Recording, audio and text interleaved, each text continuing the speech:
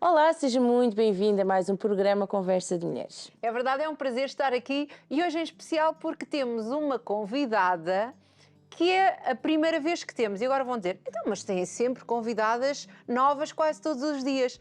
Mas esta profissão ou este posto ou este trabalho ainda não tínhamos tido. Acho eu, Cláudia. Eu acho que não. Quando eu não estive cá... Não, eu acho que não tenho essa ideia. Talvez alguém que entretanto... Deputada. Gostam? Comportem-se. Vai toda a gente portar-se bem.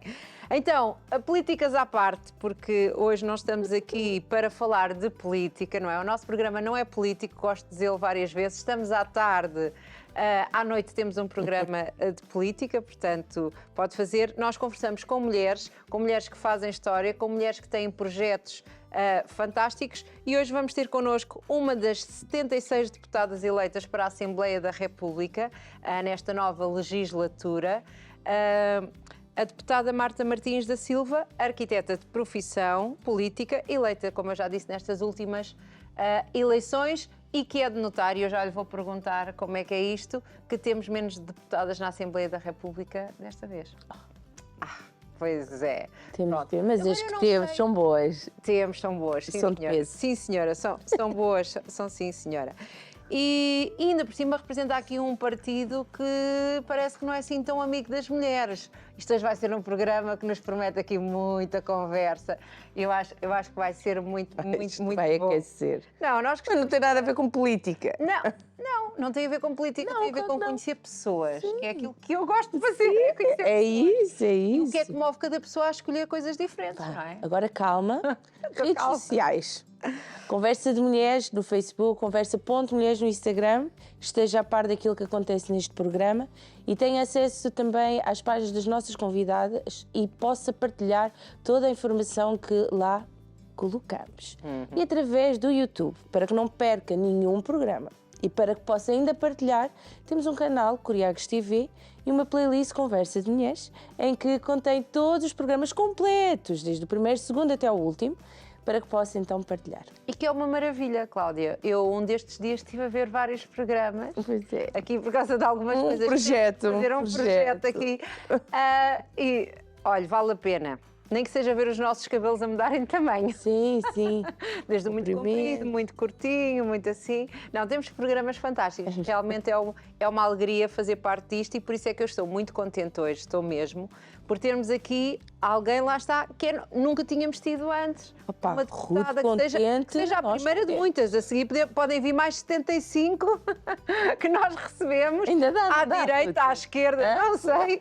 À direita, à esquerda, ao centro, como for. Nós gostamos é de conversar com mulheres que fazem história, que apostam naquilo que elas acreditam e seguem em frente com isso. E é isso que é este programa, não é?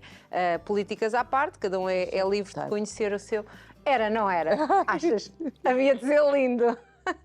Uma colega? Eu não tenho muito bom feitio para estas coisas, mas pronto. Então é isto. Pois é, isso é uma curiosidade também. Como manter a calma, a sua boa postura. Vamos saber aqui, porque de certeza já teve muitas hipóteses e muitos jornalistas com quem conversou. Muita história. Bem, vamos aqui passar... Apimentar o programa. Não. Não é isso. Nós somos à tarde, Cláudia. O nosso programa é tranquilo. Não se usa pimenta à tarde. Não. À tarde nem pimenta se pode usar. Ai. Bem, então vamos passar ao separador. Rosas, sim, exato. Sim. Vamos para o rosa. Até já. Até já.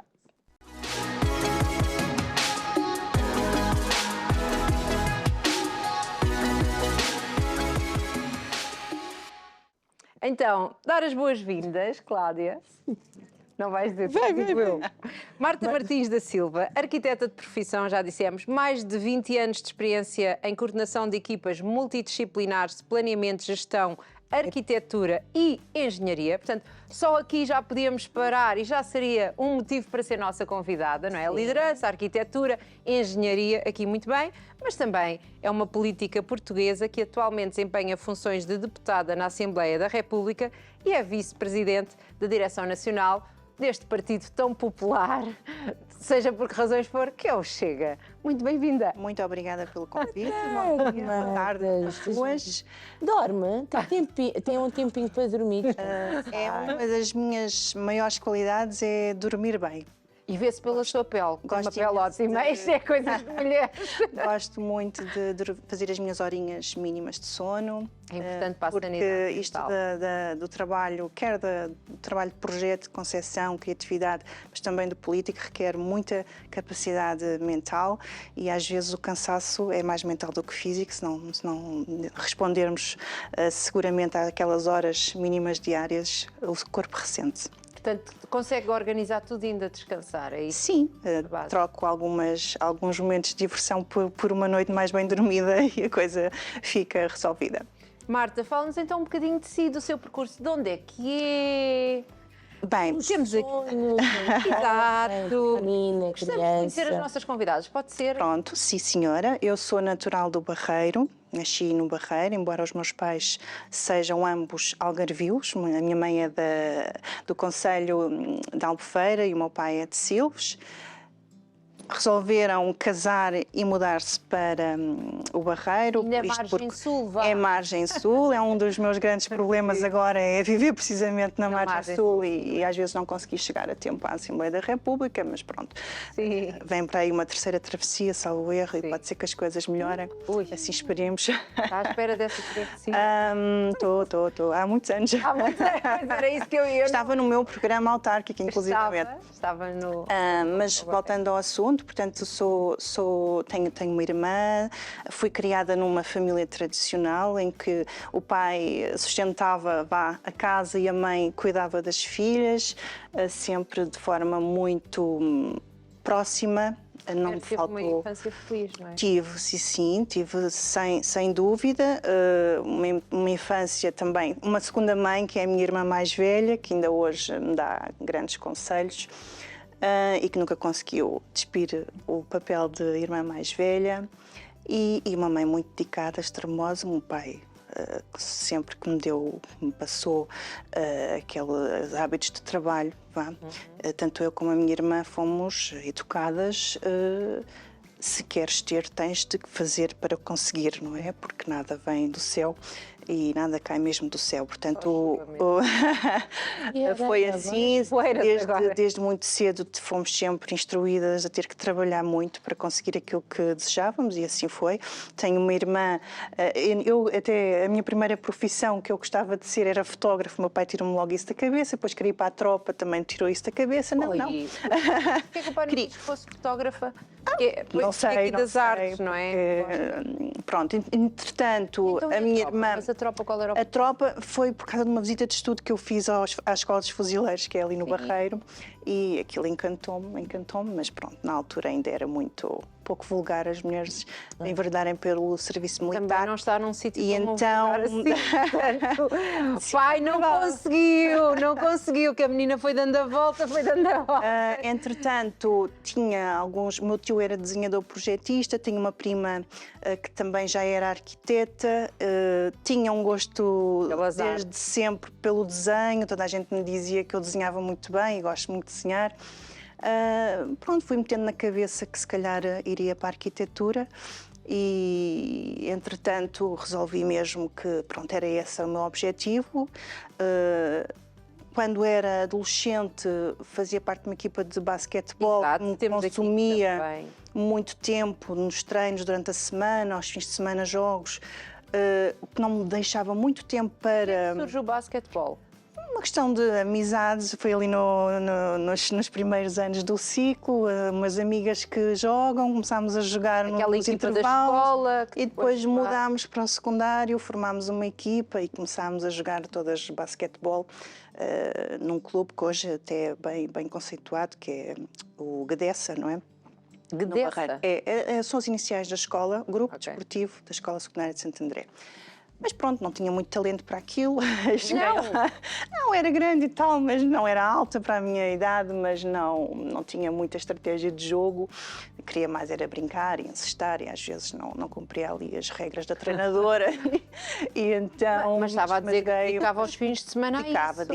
Era convocada para os jogos e tinha sempre jogos ao fim de semana.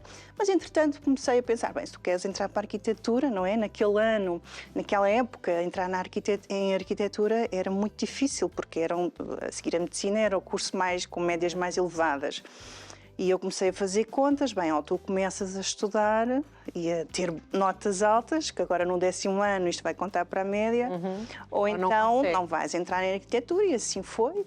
Comecei a empenhar-me nos estudos e consegui a tal média tão desejada para entrar no curso. Que média é que era necessária? Na altura que eu entrei, acho que o último a entrar foi 17,8, portanto eu tinha 16 de média do secundário, tinha que ter 20 no exame e foi para isso que eu trabalhei e tirei o 20 Tinha que no ter exame. 20 no exame? Para conseguir entrar, Ai, tinha que meu ter Deus. 20 no exame. Porque não era. tinha uma média, pronto, não era uma média excelente, não é? 16 é uma boa média, mas não era de excelência. Não era- E então apostei as fichas todas no exame de acesso e pronto, e tive o 20 e entrei. Fez exame de quê? Geometria descritiva A. Para quem gosta é fácil. Olha, Para quem gosta. não a conhecia, tenho que lhe dizer, Marta, que eu não a conhecia da vida, sei lá, poderia conhecê-la, não a conhecia agora para preparar para o programa, mas agora já sou sua fã. Ter vindo a geometria Não é assim tão difícil, descritiva. não é? Ai, valha-me Deus. É preciso entender. Depois de Pois, entendermos exato, é acho que fácil, é essa como a parte- matemática. Mais difícil. Exato, não é entender. E para que é que aquilo serve na Desenhar bem, realidade? desenhar com rigor. E desenhar com rigor. E então, entra em arquitetura e a arquitetura é tudo aquilo que imaginava, que sonhava, nem tanto, foi-se adaptando. Como é que foi este? Foi um curso muito giro, eu acho que é dos cursos mais apaixonantes que pode existir, que junta a criatividade com o know-how também das componentes mais técnicas do projeto, não é? A construção civil, as estruturas, portanto temos uma parte de física, matemática, temos a geometria, temos... Os olhos brilham a falar disso, sabe? Temos, Sabe disso temos ou não? muitas horas de desenho à mão, 12 horas por semana nos primeiros anos, que eram aulas extraordinárias, com modelos, coisas. Íamos dar passeios pela cidade de Lisboa para desenhar monumentos, evoluímos imenso no desenho. Embora hoje já não se desenhe tanto à mão, acho que um bom arquiteto ainda deve conseguir pegar na caneta e explanar ali as suas ideias rapidamente. E foi um curso muito bonito, muito trabalhoso. Eu lembro-me... Portanto, valeu a pena. Eu não tinha pestanas carro, formadas para ouvir. portanto eu tinha que vir transportes públicos do Barreiro para a Ajuda, que foi onde eu estudei, ali na Faculdade de Arquitetura da Ajuda. Portanto, eram 2 horas, 3 horas de transportes públicos, mais horas de aulas, mais horas de voltar. oficina, porque o curso de arquitetura tem a componente da oficina, que nós temos que produzir as maquetes, os nossos projetos têm que ser produzidos em maquete. Portanto, havia dias em que ia à casa tomar banho e voltava. Era assim. Sim, eu quando acabei o curso pensei, bem, se fosse hoje eu já não consegui isto. Realmente temos de ter ali uma energia. O que é que se faz a universidade ali mais jovem, não é? Para se inventar a Não, cabeça. mas é um curso muito completo, eram 6 anos na altura. Sim. O último ano já integrado em contexto profissional de trabalho, mas é um curso muito, muito bonito, eu recomendo. E para valeu quem- a pena. E faz brilhar os seus Valeu a pena e E gosto. Marta? Quando se transforma um espaço que não nos diz nada em algo que nos diz tudo, Ai, é que pena. reconfortante. Vale a pena ver bons arquitetos a trabalhar, é verdade. Porque começa a trabalhar ainda na faculdade, ou seja, estar-nos a falar que há todas estas horas de idas e vindas, há este trabalho de oficina e ainda trabalhava. Como é que surge esta questão aqui? Bem, essa questão surgiu porque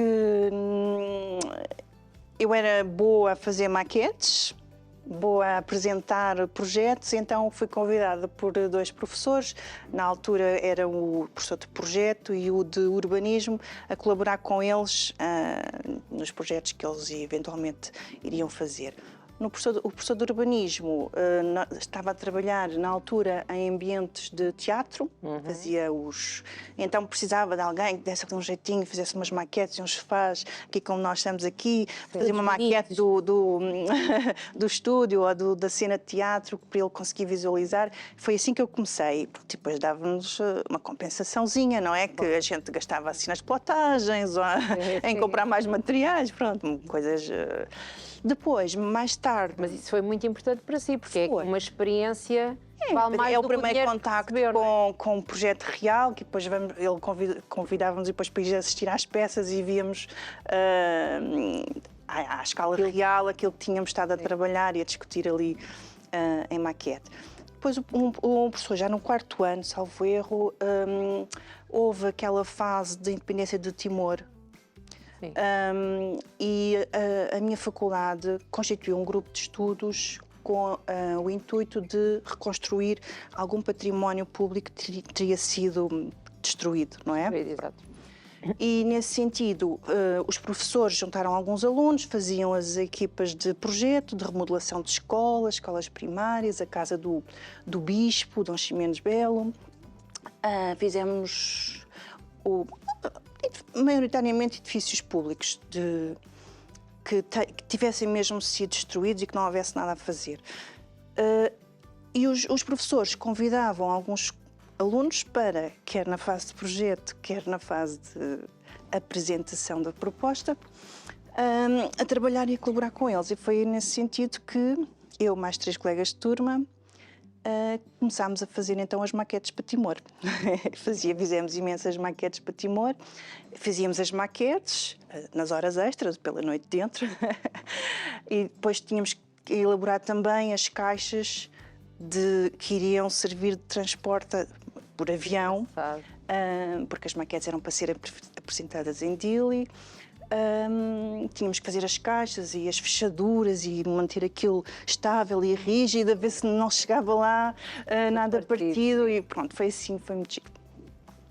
Portanto, e quando sai da faculdade, outra vez, não é? Quando acaba o seu percurso profissional, porque aqui ainda era tudo um bocadinho a meio tempo. Sim, sim, sim. Mas quando acaba a faculdade, quando entrega aqui a tese, também há aqui uma história de como na altura não era tese, era projeto final, que era aquele cadeirão, que era o projeto do 5º ano, que era assim, sempre um projeto mais complexo e que, pronto, levava imensos meses a planear e depois tínhamos diversas fases de apresentação. E eu fiz melhoria de nota porque achava que merecia mais do que o que o professor me deu. Tinha dado. E consegui o 19. Já está aqui a começar a política, está a entrar, não está? E consegui o 19, que era isso que eu achava que merecia. E então fiz a melhoria de nota, apresentei o projeto. Estás a pensar, não é 19, 20, vá. Não, mas naquela altura era importante ter uma boa média de curso porque nos podia permitir fazer um doutoramento direto ou não passar aquela fase do mestrado. E eu, na altura, ainda pensava seguir a carreira académica e depois entrei no mercado de trabalho e foi sempre a trabalhar. Reta. Como eu estava a dizer, entreguei o projeto, defendi o projeto de manhã.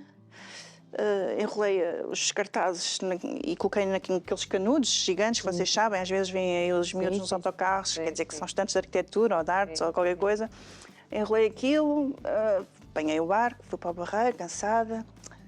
Mas como não tinha mais nada para fazer, estava livre, olha, hoje vou parar no centro, vou dar um passeiozinho. Vou beber um café, vou apanhar sol, estava branca, passou o verão, mas eu estava branca. Tinha ainda estado a trabalhar. E pronto, passei ali por uma rua, vi uma placa de arquitetura. Eu, olha, vou tocar, pode ser que precisem de alguém, eu não sei o que é que vou fazer amanhã, não posso estar parada. E assim foi, toquei, subimos, assim, sem nada marcado, sem... Por acaso não precisam de ninguém para trabalhar, eu ia com outro colega, acabámos o curso, estamos à procura de estágio, temos que fazer um estágio, porque era obrigatório fazer um estágio, ainda é. Penso que ainda seja. E então... Sim, senhora, receberam-nos. Eu não tinha portfólio comigo, porque ainda não tinha tempo de o fazer, não é? Geralmente, quando vamos à procura do primeiro emprego, nós, os arquitetos, fazemos um portfóliozinho, que é uma espécie de book com os nossos projetos, para perceberem a nossa linhagem de pensamento. Era o que eu tinha, era o projeto, a maquete tinha ficado na faculdade, porque era impossível transportar uma maquete daquelas dimensões para o Barreiro, então abrimos assim, abri o projeto, olha, isto é o que eu sei fazer, e pronto, e fiquei a trabalhar, essa tarde já fiquei a trabalhar. Lá se foi o cafezinho no shopping. E o sol, foi muito giro, porque aprendi imenso, era um gabinete do arquiteto Miguel Amado. Ele é professor, era professor na FCT e agora penso que esteja no Instituto Superior Técnico e era um gabinete em que se fazia de tudo, desde o planeamento urbano, porque eles eram os 2 urbanistas, até ao detalhe da loja, a habitação, ao pormenor, à escala 1:20, de tudo. Portanto, aprendi imenso, consegui fazer um pouco de tudo, fiz escolas, fiz parques, Trabalhei, inclusivamente, através dele, em reabilitação urbana em Cabo Verde, mapeamento em Cabo Verde. Foi muito giro e foi muito abrangente. E é daqui que vem aqui os vários anos a liderar equipas também. Eu sempre fui muito bem tratada, também sempre fui muito empenhada. Aliás, acaba de apresentar o projeto, ou como disse, e já vamos. Eu achei que esta história era deliciosa e que mostra aqui a pessoa que a Marta é, não é? Amanhã não posso ficar sem nada que fazer, portanto, vou já aqui à luta, à tal luta que diz que os seus pais lhe ensinaram. Sim. Temos que lutar, nada cai do céu. É verdade. E acho que isto mostra aqui um bocadinho o seu empenho. Por isso esta história é muito, muito bonita. Eu sempre fui empenhada, é verdade. Também gostaram do meu estilo, do meu gosto. Da forma falar, as pessoas também gostam de ter estas pessoas e então, assim trabalhar, não é? Terminei o estágio, havia um estágio de 6 meses, depois havia mais um estágio obrigatório de 1 ano de acesso à Ordem dos Arquitetos. Terminei essas fases todas e eles convidaram-me então para coordenar a equipa. Nós tínhamos muita gente a entrar e a sair, muitos novos, outros menos novos, alguns desenhadores, mas pronto, havia, como eles estavam um pouco ausentes, eram ambos professores, convidaram-me para fazer ali a gestão do ateliê e para que fosse sempre tudo entregue dentro dos prazos e bem feito, e assim foi, correu muito bem durante 7 anos, 7 ou 8, não sei bem. Depois tive por muita pena minha, mas outros ventos levaram-me para... A vida vai. Portanto, conheci o pai do meu filho, também numa reunião de trabalho. Ele era engenheiro e eu estava a fazer um projeto de loteamento de uma área urbana de gênese ilegal e que aquilo requer muito tempo, muitas reuniões, muitas. Então, ao fim de algumas reuniões, fomos falando e tal e acabámos por casar depois uns anos mais tarde e nasceu o meu projeto de vida. Muito tempo, não é? O meu projeto de vida, que é o meu filho, e nessa altura, quando ele tinha aí um aninho, o meu projeto de vida é o meu filho, sim, sem dúvida. E depois, quando ele teve aí um aninho e meio, achei que estava na hora de chegar mais cedo a casa, poder ficar com ele quando estava doente. A maternidade muda-nos imenso, é verdade. As nossas prioridades alteram-se. Na altura tinha essa possibilidade e conversámos entre os dois. E senhora, vamos a isso.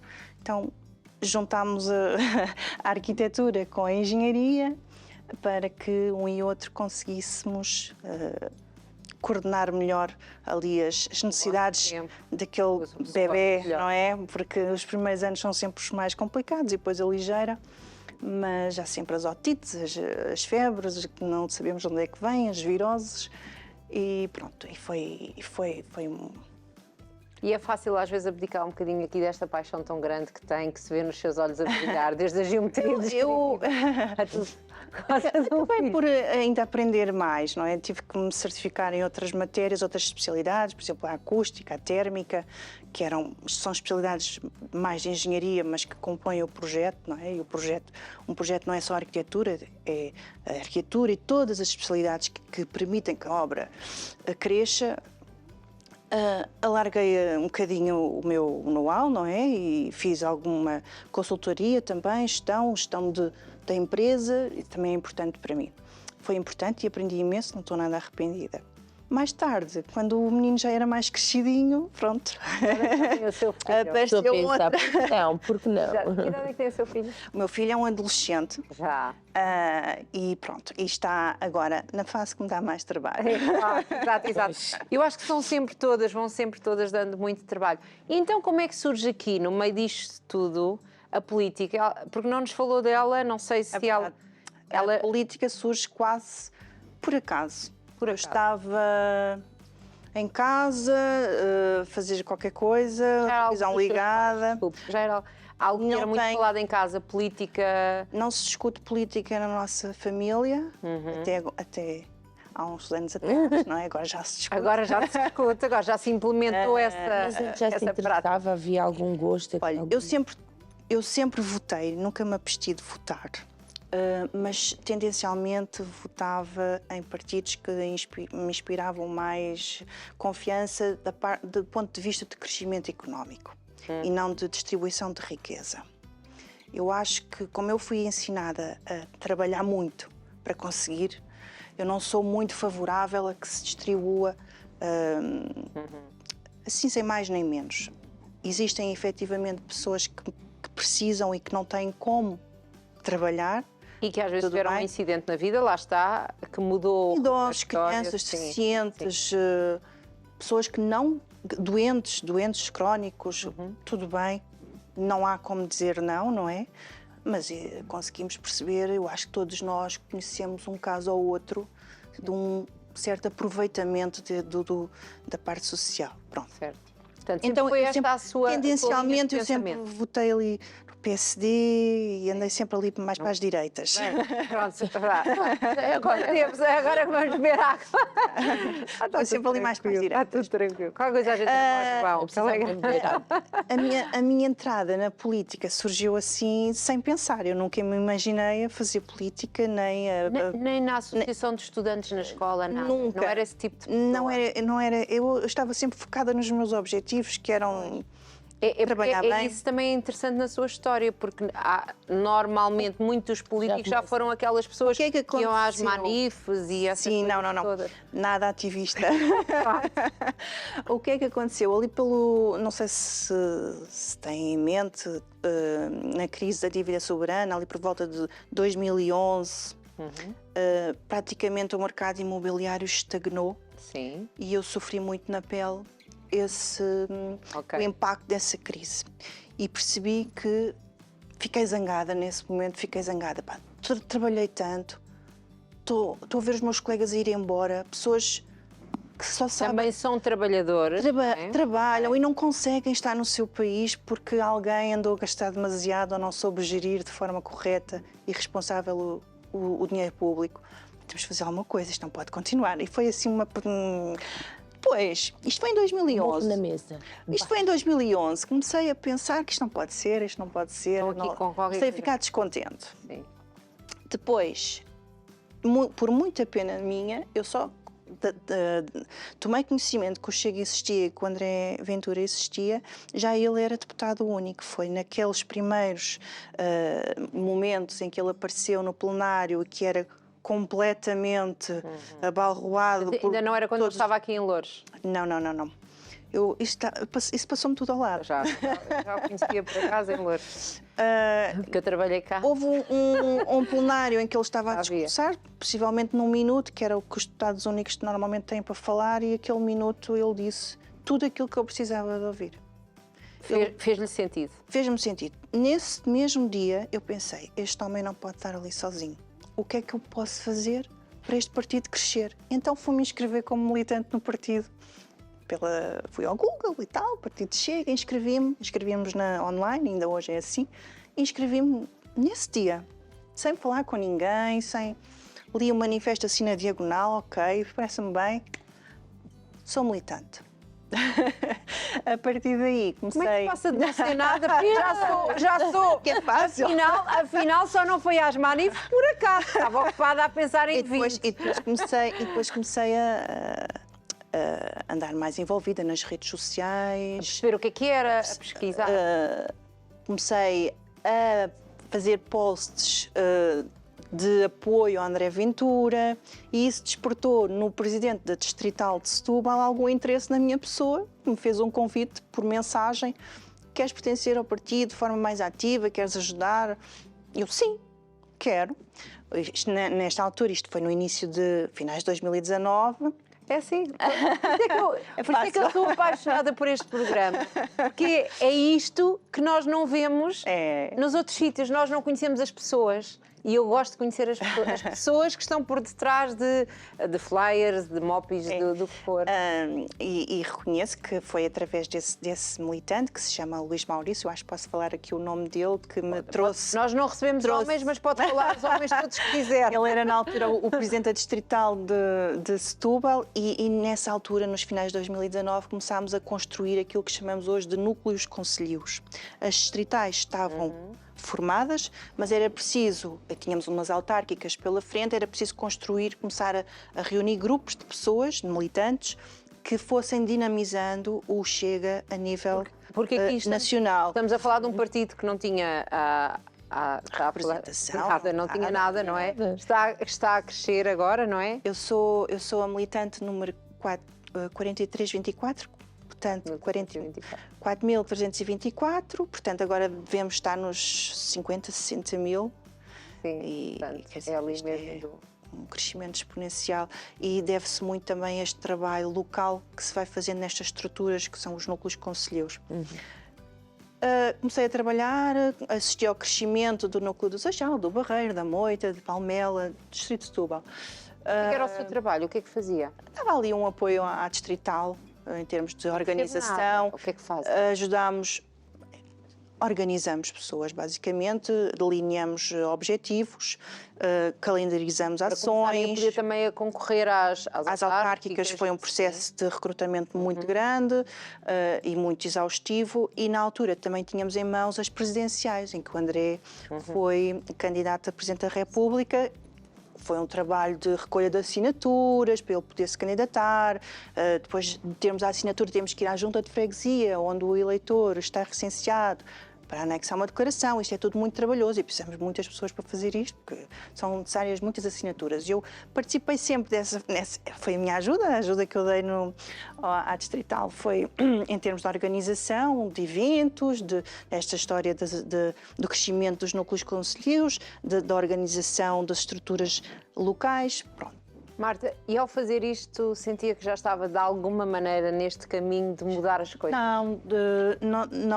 Eu nunca fiz nada a pensar em vir a ser deputada, nunca imaginei, aliás, nunca me imaginei.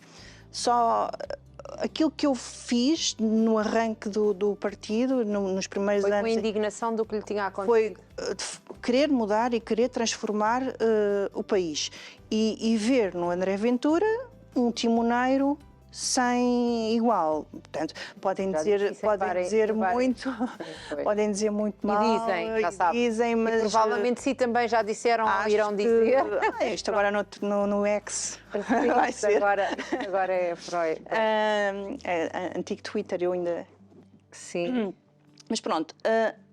Sempre vi no André uma capacidade de liderança fora de série e até hoje consigo reconhecer que aquela fotografia que eu lhe tirei ao início se mantém intacta, porque ele de facto... É aquela pessoa. Ele é aquilo. E não se pode acusar o André de exigir muito aos outros, porque ele exige imenso de si próprio. É capaz de ser o primeiro e o último a sair da Assembleia. Às vezes a Assembleia está vazia, não há trabalhos, não se vê lá ninguém, não se vê partido nenhum. Ele está lá. Estamos lá. Pronto. Estamos lá, todos. E então, como é que acontece este crescimento? Porque às tantas é a vice-presidente do Chega, não é? Sim. Também não estava à espera.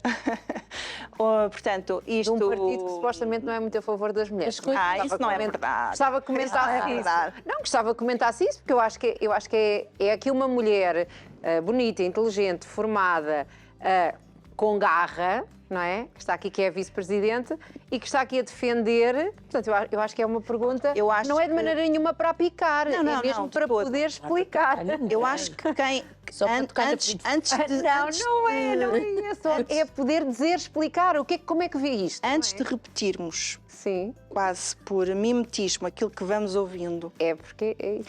Que o Chega é machista ou não defende as mulheres, vamos fazer um trabalhinho de casa, vamos ver as propostas que foram apresentadas nas últimas 2 legislaturas de defesa dos direitos das mulheres e vamos perceber que se calhar não é assim tão machista. Não é todo. Mas voltando um pouco atrás, a minha subida para a vice-presidência. Naturalmente existem congressos, não é? Onde o presidente é eleito e a direção nacional é eleita. Eu fiz parte de uma lista de delegados a esse congresso. Levei uma moção onde os congressos acabam por ser a oportunidade dos anónimos poderem ir ao palco e defender qualquer coisa. Eu tinha uma moção pela defesa das forças de segurança, porque estava essa convenção foi no rescaldo daquela situação que houve em Setúbal, em que o André foi apedrejado, não sei se recordam, foi apedrejado, eu estava lá também e percebi a força que as forças de segurança nos fazem, a falta que nos fazem, e percebi mesmo que se não fossem eles podia ter ocorrido ali acidentes muito graves, porque de facto foi muita violência contra nós. Não é visível. E que eles põem no meio. É interessante que eles tinham cartazes da Ana Gomes, que era a outra candidata às presidenciais. Portanto, eles eram apoiantes da Ana Gomes e apedrejaram a comitiva do Chega e o presidente do Chega. Mas nós é que temos o discurso de ódio, não é? E que somos os rebeldes e os odiosos, não é bem assim. Portanto, eu fiquei... Nesse dia achei que tinha o dever, nessa convenção, de dar uma palavra às forças de segurança. Fiz uma moção, fui fazer alguma pesquisa sobre aquilo que se gasta e aquilo que se orçamenta e não se executa para as forças de segurança. Tinha algumas amigas polícias que também se criticavam, tinham que comprar as botas, as fardas, ganhavam mal. E achei que devia fazer uma moção de apoio às forças de segurança e fiz. Foi muito aplaudida, foi aprovada por quase unanimidade, acho eu. E eu estava a descer do palco depois de apresentar a moção e fazemos assim um high five à mesa, onde estava o André e o Pedro Pinto, que é o secretário-geral. E o Pedro Pinto desce atrás de mim no palco e anda lá para trás que quer falar contigo. Eu, queres pertencer à direção nacional? E eu, está bem. Está bem, vamos mais uma coisa para a frente. Natural. Tudo nunca pensar atrás. Eles é que foram atrás. Só às 3 da manhã é que me percebi que o lugar era para vice-presidente, porque eu pensei que fosse, sei lá, uma vogal, uma coisa só para compor ali a lista e tal. Mas pronto, e depois às 3 da manhã um colega meu manda-me uma notícia que o André escolhe 2 mulheres para vice-presidentes e 2 arquitetas. Era eu e outra, que entretanto já saiu da direção. Pronto, e foi assim. A partir daí tem sido uma correria sem fim. Tem sido muitas coisas a fazer. Depois, o governo vai abaixo, vamos a eleições, o PS ganha com maioria absoluta. Eu nessas eleições ia como... Tinha concorrido pelo Barreiro, não?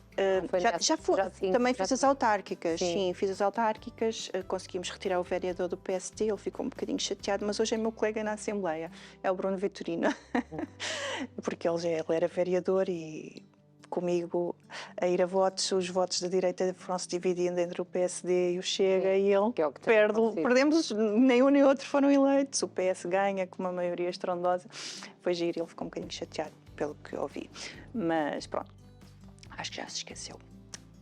Depois vieram essas legislativas, não é, em que o PS ganha com maioria absoluta. Eu, nessa altura, o André convidou-me para eu integrar a lista pelo Círculo do Porto, mas eu era a número 3, só colocámos 2, então eu fiquei à porta. Fico lá à porta. Chorei nessa noite, porque às tantas nós andamos em campanha e eu fui um mês para o Porto e conheci aquelas pessoas, todas as estruturas locais todas do Porto e fiz as ações todas com eles e todos me diziam, vamos no T4, vamos no T4, e eu já estava, pronto, saí de lá com expectativa, não fui com expectativa, mas saí de lá confiante.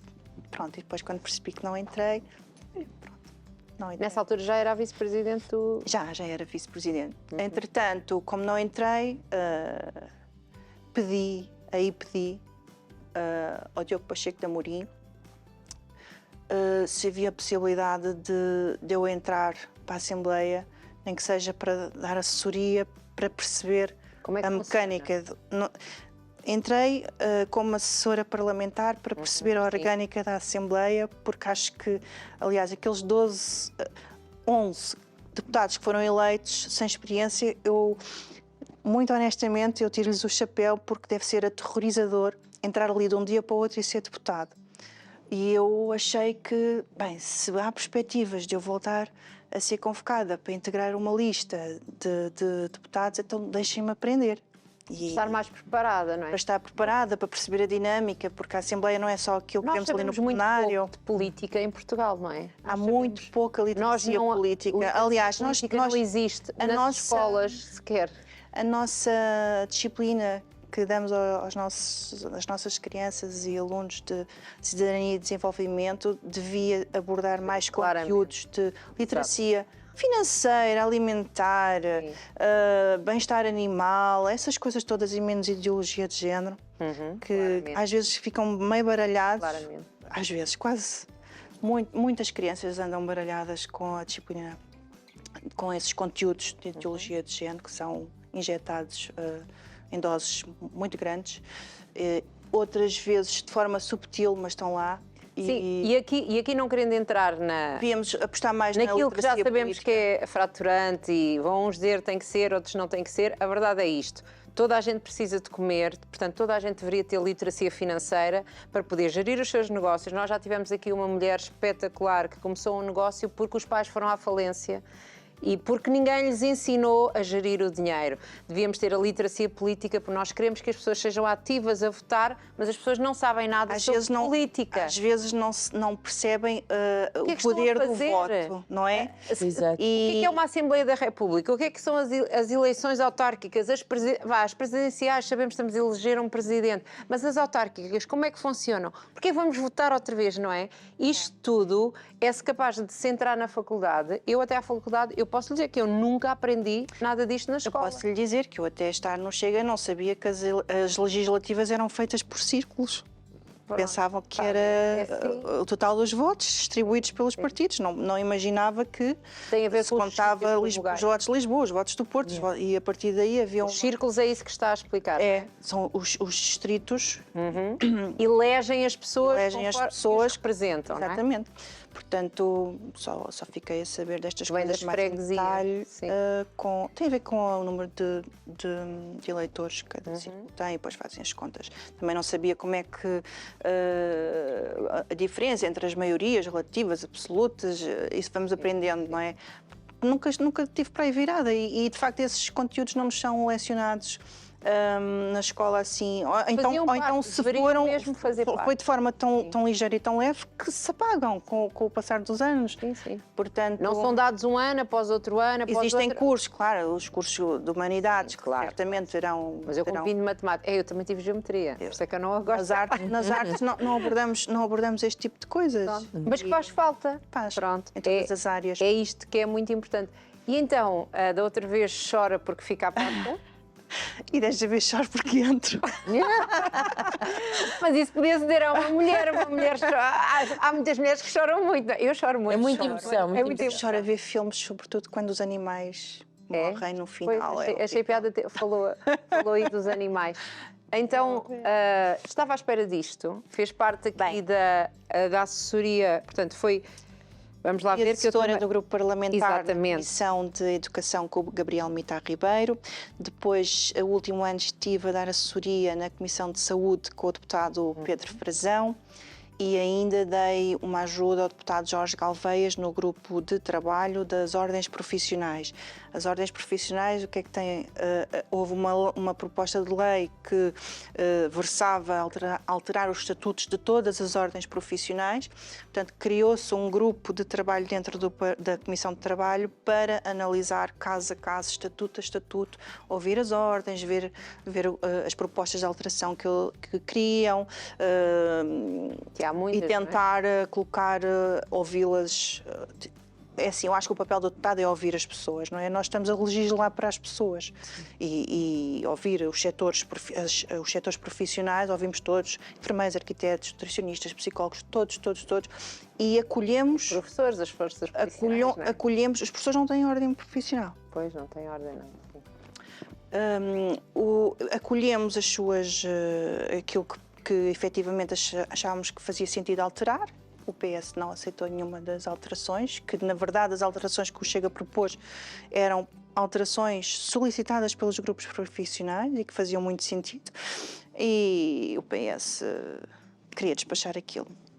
E foi um mês muito intenso, de trabalho muito intenso, com muitas audições, propostas de alteração, depois a votação dessa lei, que tinha 400 e tal páginas, Isso foi muito discutido foi muito discutido aí na comunicação social, porque as ordens estavam todas contra a pressa com que estávamos a legislar sobre um tema que impacta com as profissões e com as pessoas, mas pronto, tínhamos uma premissa que era, se a lei não fosse aprovada, íamos perder ali o acesso ao financiamento a uma tranche do PRR, e então andávamos todos ali a fazer tudo assim. Sim, foi tudo.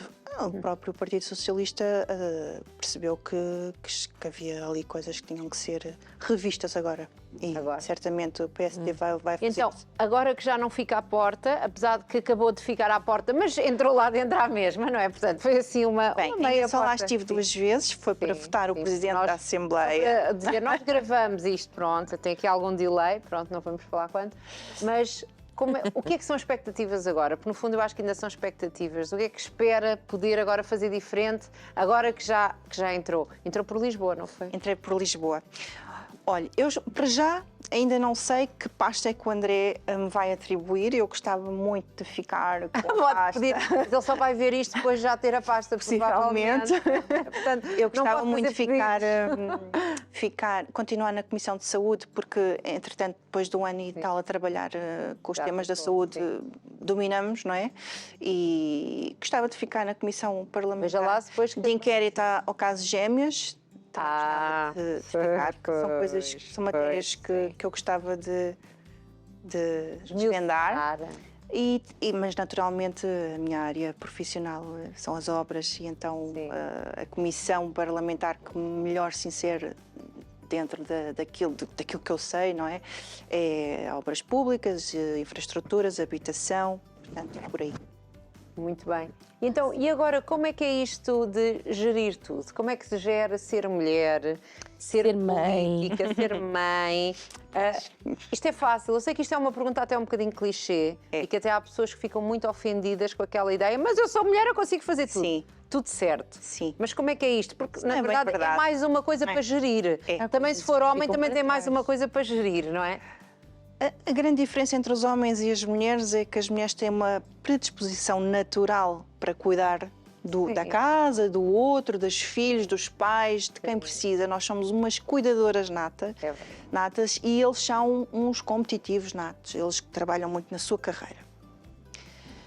Eu acho que se eu tivesse um filho de tenra idade, meses ou aninho, 2, talvez não tivesse a disponibilidade que tenho hoje para a política, porque a política não tem horário. Muita atenção, é assim.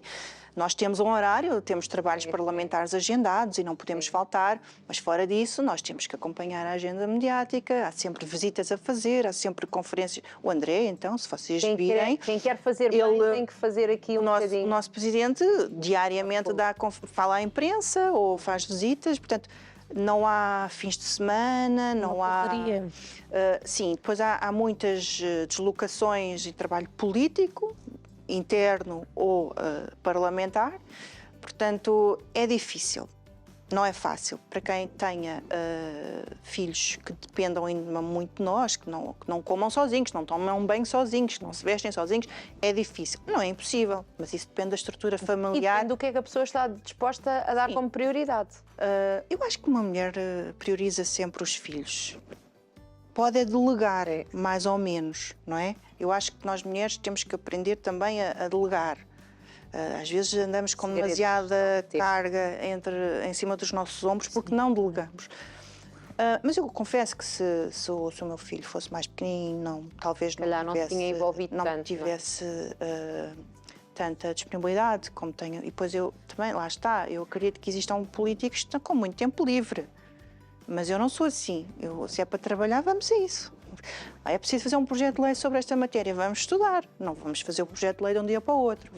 Vamos maturar naquilo e, se for preciso, trabalhamos durante a noite, durante o sábado, feriado, para aquilo ficar bonitinho e bem fundamentado. Mas sim, não é fácil. Depende tudo da estrutura também familiar que temos, não é? Penso que não é impossível, mas não é fácil. Acredita que uma mulher, por todas estas vivências que já viveu, no seu caso, que as mulheres no geral vivem, a questão, principalmente a maternidade, pode dar aqui um outro um ar, há quem defenda que até deveriam haver mais mulheres, defenda, não só aqui em Portugal, mas que Sim. deveriam haver mais mulheres na Assembleia da República para ter aqui outras temáticas a serem dadas como prioridade. Acredita que isto também é importante? É um equilíbrio saudável, não é? Se existir, nós temos que aceitar que somos diferentes. O homem e a mulher são seres diferentes. Claramente, Pensam de forma diferente, emocionam-se de forma diferente, dão prioridade a temas coisas diferentes. Portanto, quanto mais equilibrado for, e falo entre dois sexos, não existem mais. Não existem mais. Sim. Há um homem, há mulher. Nasce homem, nasce mulher, acabou. Pode fazer as transformações todas físicas que entender. O que nos corre lá dentro são cromossomas Y e X e pronto, e não é, e é a natureza a funcionar. Tem o meu voto. O que é que acontece? Eu acho que o gap salarial que existe entre homens e mulheres, que existe, e então na reforma, então, quando se chega à idade, imenso, sim. tem a ver muito com a predisposição que a mulher, quando o casal são pais, não é? Há sempre um que assume mais, tem que assume chegar ali mais um bocadinho mais à as frente. idas ao médico, deixa de poder viajar a trabalho, recusa uma reunião fora de horas, isso tudo, e depois começamos a perceber que essas diferenças, esse gap salarial que existe, tem a ver com as presenças e as não presenças. Pronto. Mais nada, não tem a ver com competências, com histórico académico. Aliás, nós hoje em dia somos muito mais mulheres no ensino superior do que homens, portanto, não tem a ver com isso. Tem a ver com a predisposição natural que uma mãe tem de cuidar do seu filho recém-nascido de tenra idade. Existem muitas mulheres que abdicam da sua carreira em prol da família. Da família, sim.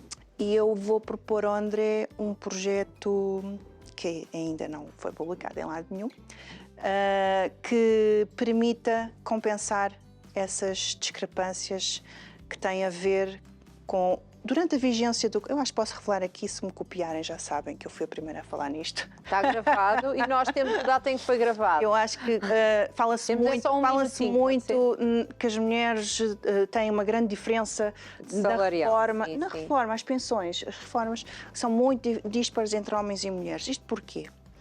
Porque muitas optaram por trabalhar em part-time para cuidar dos filhos, outras acabaram por sair da vida ativa para cuidar dos filhos ou dos pais, e, portanto, a carreira contributiva da mulher é sempre muito mais pequena ou menor, sim, do que a do homem, que esteve sempre ali a investir na sua carreira, porque há um background, há alguém lá a fazer o que é preciso. Marta, nós vamos ter que nos despedir. Quer dizer alguma coisa aí deste plano? Quero dizer que este plano vamos tentar fundir as contribuições do homem e da mulher à Segurança Social, sem custos para o Estado, para que haja uma maior harmonia durante a vigência do casamento. Os descontos para a Segurança Social, para efeitos de reforma do casal, são divididos por 2. Marta, foi um gosto vê-la. Obrigada, eu. História no nosso programa 2 vezes, porque é a primeira deputada e porque provavelmente é a primeira a lançar aqui um projeto de lei que ainda não foi sequer à Assembleia. Ainda nem sequer falei com o André. E eu desejo mesmo que continue a fazer história na sua própria história. Está bem? Que se sinta sempre aqui a superar e que represente aqui as mulheres que estão bem aqui na Assembleia. Obrigada. Obrigada a nós. Obrigada a nós. Foi um gosto mesmo recebê-la. É assim. Está contente, Ruth? Foi um ótimo programa. Eu estou muito contente. Eu gosto de falar com pessoas e gosto de falar com pessoas interessantes, que têm aqui a sua maneira de ver. E é isto que nós fazemos todos os dias. Todos os dias, segunda a sexta, pelas 15 horas estamos cá para apresentar então estas mulheres lutadoras, projetos incríveis e histórias de vida. É verdade, e portanto já sabe, tem aqui mais uma mulher a lutar por si, mesmo que a sua cor política seja outra. Pronto, hoje trazemos esta. Se tiver alguma proposta, mande, que nós recebemos do outro lado também, está tudo bem. Contamos consigo no próximo programa. Contamos consigo para falar com mais mulheres. Seja muito feliz. Beijinhos.